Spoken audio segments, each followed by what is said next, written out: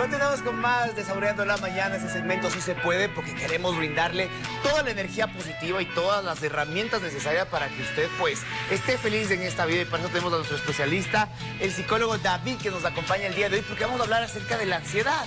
Últimamente yo creo que hemos popularizado la palabra ansiedad y todo es ansiedad, pero en realidad sí hay ciertas cosas que nos pueden generar ansiedad. Y para empezar con este tema, cuéntanos un poquito qué se trata la ansiedad, qué es la ansiedad, ya pues vista desde un punto más médico. Ok, bueno, a ver, para empezar, el tema de la ansiedad es algo completamente natural. De hecho, es una reacción emocional que todas las personas experimentamos. Está relacionado principalmente con una expectativa sobre algo que puede resultarme amenazante. Entonces, todos en nuestra vida hemos experimentado algo que nos resulta amenazante y ahí se genera la ansiedad. El punto acá es cuando esto se convierte en un problema, cuando se convierte esto en un trastorno. Y ahí es donde nosotros tenemos que identificar bien cuándo es una ansiedad completamente natural, esperable frente a una situación particular y cuándo ya se convierte en un problema. ¿Cuándo se convierte en este problema, doctor? ¿Cuándo nos damos cuenta? ¿Qué síntomas suceden en nuestro cuerpo? ¿Qué es lo que sucede con nosotros para saber y decir, ok, estoy entrando en un cuadro de ansiedad y lo mejor es asistir donde un especialista para que me pueda guiar en el tema? Verá, eso me parece súper importante por el tema de la cotidianidad. Uno rinde un examen y siente ansiedad. Ajá. La ansiedad se relaciona con la expectativa de lo que puede pasar. Esa expectativa es lo que a mí me genera cierto nivel de sensación corporal, que puede ser hormigueo, puede ser a veces incluso mareo, que suele darnos. Nos olvidamos incluso el examen. A mí me daba la ansiedad, ganas de ir al baño y hacer del 2 siempre. Correcto. Pero ¿por qué? ¿Qué nomás puede activar la ansiedad? Porque claro, me ponía nervioso y había que ir al baño. Ajá. Sí. Pero a mí me pasaba así en la universidad y en el colegio, pero... Claro, y fíjese que eso es importante porque eso es natural y esperable. Hay síntomas epigástricos que pueden ocurrir como estos. Entonces es algo esperable y no podemos patologizar todo. Hay situaciones en las que ya es un problema y otras que no, como esto. Es completamente natural y esperable. ¿Cuándo sabemos que es un problema? Sabemos que es un problema justamente cuando esto afecta en las cosas que nosotros hacemos diariamente. Nuestro trabajo, nuestra vida social, nuestra vida familiar. Ahí nosotros sabemos, hey, esto ya es un problema, está teniendo una implicación en mi vida, está afectando como tal y ahí ya tenemos que actuar. Pero no hay que descuidar porque a veces hay un tema que nosotros podemos pensar que no es un problema porque no tengo todas estas dificultades y solamente es que no nos estamos dando cuenta que ya tenemos esos problemas. Doc, ¿sí sucede esto que uno dice, tengo ansiedad y me quiero comer absolutamente todo? ¿En realidad esto sucede o es porque solamente nosotros somos como, no sé, le ponemos como no encontramos otra palabra y ponemos esto como ansiedad y me quiero comer absolutamente todo? Llegó el fin de semana y me dio ansiedad, quiero comer todo. ¿En realidad sí existe esto? Claro, claro que sí. Hay muchas conductas que están relacionadas con esto y que para compensar, es una acción corporal. Sí, como tenemos todas estas sensaciones en el cuerpo, necesitamos en muchas ocasiones compensar. Y uno de los recursos que tenemos es ingerir algo, que en este caso puede ser comida, pero lamentablemente también puede ser alcohol.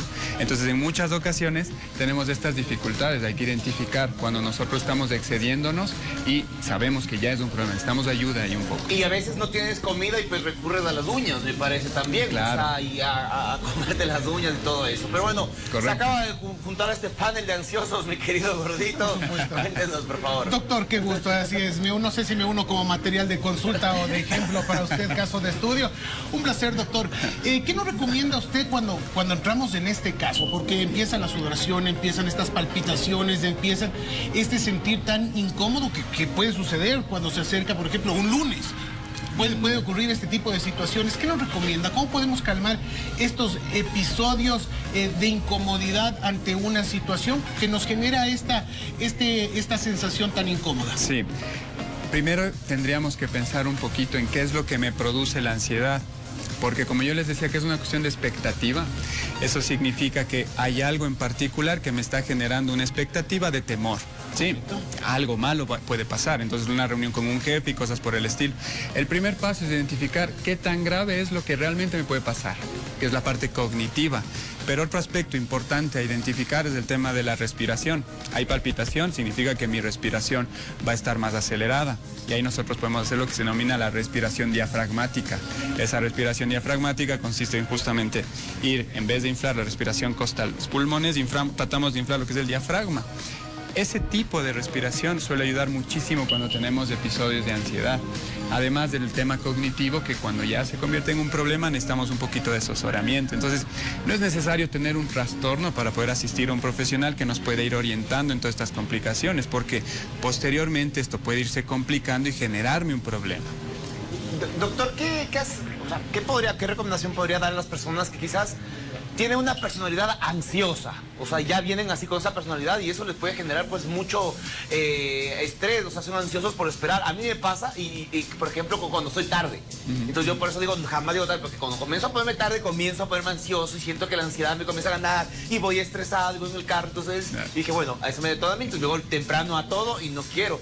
Y se habla también bastante de ciertas cosas como el CBD. ¿Podría servir el CBD para estos mini ataques de ansiedad que uno puede tener diarios? Bueno, el tema del CBD está todavía en estudio, no hay conclusiones específicas, tampoco se ha demostrado que haga daño como tal, ¿no? Entonces es algo que tenemos que ir viendo, qué es lo que va pasando a futuro. No podría yo recomendarlo justamente porque todavía está en estudio y todo lo que trabajamos a nivel institucional es basado en evidencia, entonces eso tendríamos que esperar a ver qué pasa y qué nos van diciendo los estudios.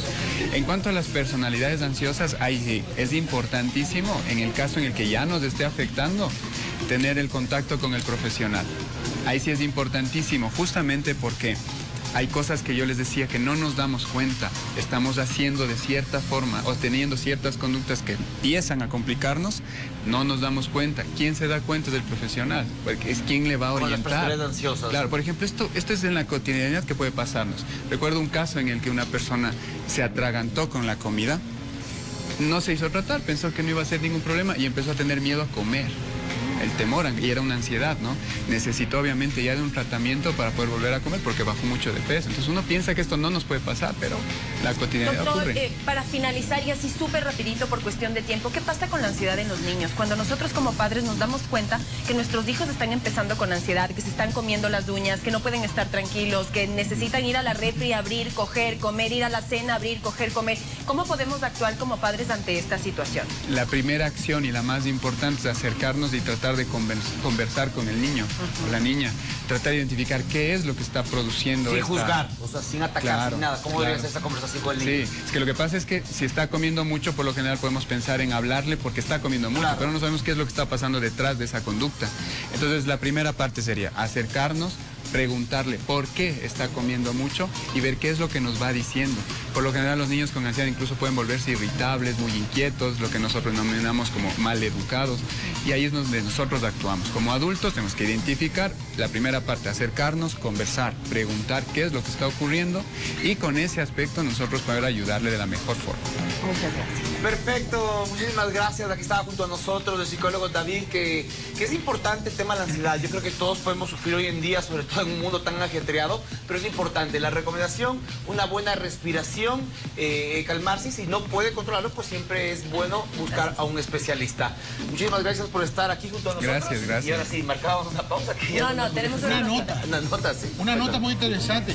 Atención, cuidar la piel, qué importante, ¿no? A veces, principalmente los caballeros, nos descuidamos.